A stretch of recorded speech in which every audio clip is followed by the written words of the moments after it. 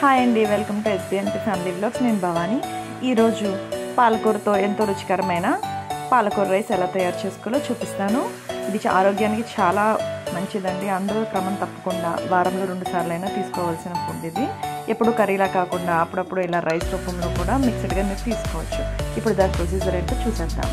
ముందుగా పాలకూరని శుభ్రం చేసుకుని దాంట్లో 2 పచ్చిమిర్చి, చిన్నగా తరిగి పెట్టుకున్న అల్లం యాడ్ చేసి కొంచెం వాటర్ కూడా యాడ్ చేసి మంచిగా కొంచెం ఆకు ఉడకపెట్టుకోవాలి.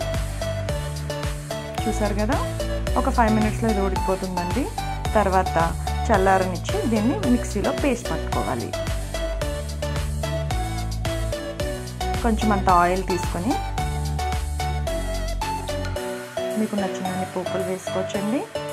ముఖ్యంగా వేరుశనగ పప్పులు ఈ పాలకూర రైస్లో చాలా టేస్ట్ ఇస్తుంది, అందుకే కొంచెం ఎక్కువగా యాడ్ చేశాను నేను. దాంతోపాటు కొంచెం కరివేపాకు యాడ్ చేసి అన్నింటినీ మంచిగా దోరగా ఫ్రై చేసుకోవాలి. కొంచెం వేగిన తర్వాత అందులోనే ఉల్లిపాయలు యాడ్ చేసి కాస్త బ్రౌనిష్ కలర్లో వచ్చే వరకు మనం ఆనియన్స్ని ఫ్రై చేసుకున్నట్లయితే తినేటప్పుడు ఆ ఫ్లేవర్ చాలా బాగుంటుందండి. చూస్తున్నారు కదా, వీడియోలో చూపించినట్టుగా మీరు అప్పుడప్పుడు మిక్స్ చేసుకుంటూ ఆనియన్స్ని బ్రౌన్ కలర్ వచ్చే వరకు వేపుకోవాలి.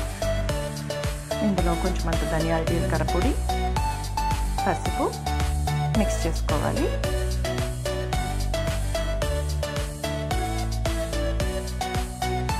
ఇప్పుడు మనం ఏదైతే సిద్ధం చేసి పెట్టుకున్న పాలకూర పేస్ట్ ఉందో దాన్ని ఇందులో మిక్స్ చేసుకోవాలి.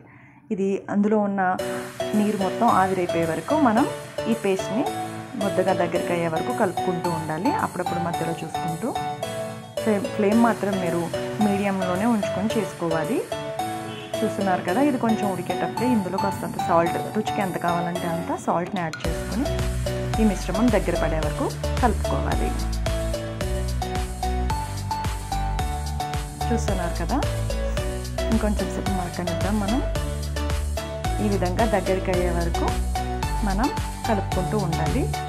సో నేను యాక్చువల్గా వైట్ రైస్ కన్నా బ్రౌన్ రైస్ని నేను ఎక్కువ ప్రిఫర్ చేస్తానండి. సో దీనికి ఎంతైతే కావాలో ఒక కప్పు వరకు రైస్ని తీసుకున్నాను నేను, బ్రౌన్ రైస్ని. సో దాన్ని ఉడికించుకుని పక్కనే పెట్టాను. ఇప్పుడు అది మిక్స్ చేసుకోవాలి.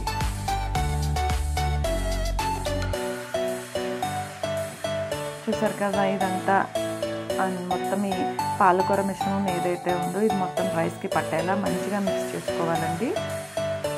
చూస్తున్నారు కదా, సో ఇలా అంతా మనం మిక్స్ చేసుకున్న తర్వాత నేను తీసుకున్న ఒక కప్పు రైస్కి ఒక హాఫ్ చెక్క నిమ్మరసం అయితే పడుతుందండి.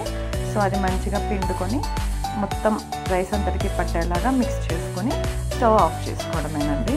ఇది వేడివేడిగా మీరు సర్వ్ చేసుకుంటే లంచ్లో చాలా బాగా మనకి ఫుల్ ఫ్లెడ్జ్డ్గా ఒక మంచి మీల్ తిన్న ఫీలింగ్ ఉంటుంది. పాలకూర రైస్ అనేది అందరూ తప్పకుండా చేసుకోవాలండి. పెద్దవాళ్ళే కాదు, పిల్లలకి చాలా ఆరోగ్యకరంగా. ఇది మనం లంచ్లో ఇలా పాలకూర రైస్ని పిల్లలకి పెట్టించినట్లయితే వాళ్ళు చాలా హెల్తీగా యాక్టివ్గా ఉంటుంది అంతా.